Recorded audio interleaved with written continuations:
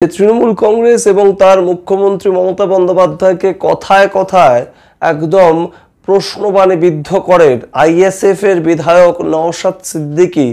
সেই নওশাদ সিদ্দিকীকে একদম দেখা গেল বিধানসভার অভ্যন্তরে বাজেট পেশ করার আগে মুখ্যমন্ত্রীর সঙ্গে একই ঘরে বসে থাকতে, এবং তখন মুখ্যমন্ত্রীর পাশে বসে আছেন কারা না, মুখ্যমন্ত্রীর যারা মন্ত্রী থেকে শুরু করে বিভিন্ন দলীয় নেতারা, ঠিক যেমন সুজিত বসু, ঠিক যেমন স্পিকার বিমান বন্দ্যোপাধ্যায়, তার সঙ্গে ব্রাত্য বসু কিংবা অরূপ বিশ্বাস, এবং মাঝখানে মধ্যমণি হয়ে বসেছিলেন একদম আইএসএফ বিধায়ক নওশাদ সিদ্দিকী। তাহলে কি 2026-এর আগে অন্য একটা সমীকরণ রাজ্য রাজনীতি দেখতে চাইছে? ঠিক তেমনই কি একটা ইঙ্গিত এই ছবিটা উঠে আসছে, যে ছবিটা আপনারা দেখছেন স্ক্রিনে। কারণ বিধানসভার বাজেট পেশ হলো এবং বিধানসভার বাজেট পেশ হওয়ার পর যে দুটো দল বিরোধী শক্তি হিসেবে বিধানসভার অভ্যন্তরে রয়েছে, যাদের রীতিমতন একটা অভিজ্ঞতা রয়েছে বিরোধিতা করার মতন, সেই ক্ষেত্রে বিজেপির একাধিক বিধায়ক, শুভেন্দু অধিকারী রাজ্যে বিরোধী দলনেতা, তার নেতৃত্বে তারা যখন বাইরে ওয়াকআউট করছে,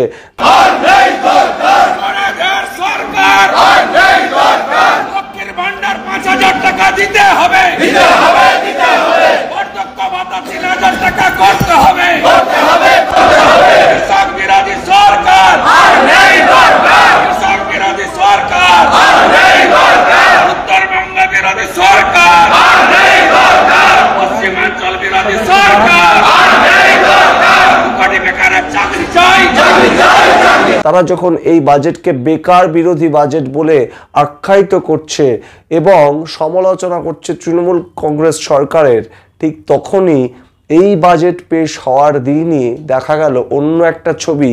একজন বিরোধী বিধায়ক, এবং বিরোধী হিসাবে তিনি কিন্তু আইএসএফ এর পক্ষ থেকে একমাত্র বিধায়ক যিনি 2021 সালে বাম কংগ্রেস আইএসএফ এর জোটের মাধ্যমে তিনি কিন্তু জয়ী হয়ে বিধানসভায় গিয়েছিলেন। এবং তারপর থেকে কিন্তু একটার পর একটা বিভিন্ন ক্ষেত্রে আমরা দেখেছি যে মুখ্যমন্ত্রী মমতা বন্দ্যোপাধ্যায় থেকে শুরু করে বিভিন্ন যারা তৃণমূল কংগ্রেসের নেতা নেতৃত্ব আছেন তাদেরকে রীতিমতন প্রশ্নবাণে বিদ্ধ করেছেন, এবং শুধু তাই নয়, বারংবার সমালোচনা করেছেন তৃণমূল কংগ্রেস সরকারের। এবার সেই বিধায়ককে আমরা দেখলাম একদম পাশাপাশি যে মুখ্যমন্ত্রী সরকার তাকে 42 দিন জেলবন্দি করে রেখেছিল, সেই মুখ্যমন্ত্রীর পাশাপাশি বসে তিনি রীতিমতন গদগদভাবে হাসছেন। তাহলে কি কোথাও গিয়ে আইএসএফ ছেড়ে তৃণমূল কংগ্রেসে যেতে চলেছেন নওশাদ সিদ্দিকী? ভাঙড়কে কি তাহলে কোথাও গিয়ে তৃণমূল কংগ্রেসকে গিফট করতে চাইছেন নওশাদ সিদ্দিকী? এই প্রশ্ন কিন্তু উঠছেই।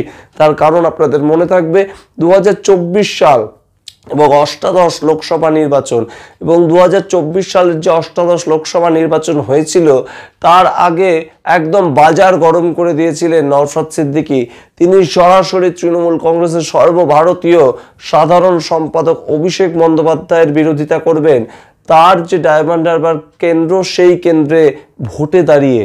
এবং আমরা কিন্তু রীতিমতন অবাকই হয়ে গিয়েছিলাম, এত বড় সিদ্ধান্ত, একদম তার বিধায়ক পদ থেকে ইস্তফা দিয়ে তিনি অভিষেক বন্দ্যোপাধ্যায়ের বিরুদ্ধে লড়াই করবেন, সেটা অবশ্যই বেশ খানিকটা কঠোর বিরোধিতার একটা নিদর্শন হয়ে থাকতো।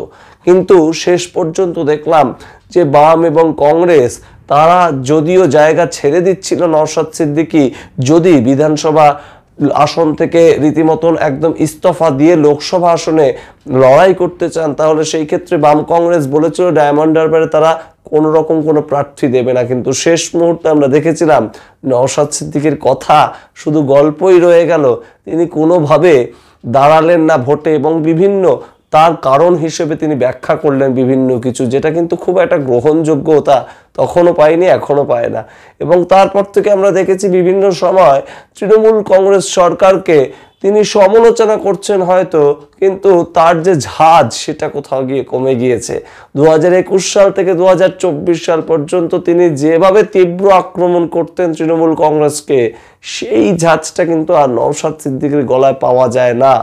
তাহলে তখন থেকেই কিন্তু একটা প্রশ্ন উৎপন্ন হচ্ছিল যে কোনোভাবে কি আইএসএফ এর বিধায়ক তৃণমূলের দিকে ঝুঁকে থাকছেন, এবং সেই ছবিটা কিন্তু আরো একবার স্পষ্ট হলো বিধানসভায় যখন বাজেট পেশ হলো। একজন বিরোধী দলের বিধায়ক তিনি কিভাবে শাসক দলের বিভিন্ন বিধায়কদের সঙ্গে হাসি হাসি মুখে বসে থাকেন এবং বিরোধী দল, অন্য একটি বিরোধী দল, রাজ্যের প্রধান বিরোধী দল বিজেপি যখন বাইরে ওয়াকআউট করছে, বিরোধী দলনেতা যখন বাইরে ওয়াকআউট করছে বাজেটকে ক্রিটিসাইজ করে, তখন অন্য আরেকটি বিরোধী দলের বিধায়ক কিভাবে শাসক দলের সঙ্গে স্পিকার বিমান বন্দ্যোপাধ্যায়ের ঘরে একই সঙ্গে বৈঠক করেন কিংবা হাসাহাসিতে মত্ত থাকেন।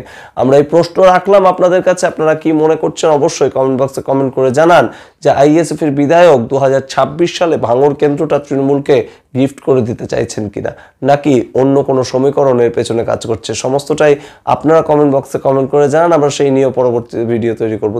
এখন টক টু বাংলা বলবেন না টক টু বাংলা ইউটিউব চ্যানেলটিকে সাবস্ক্রাইব করতে। ধন্যবাদ।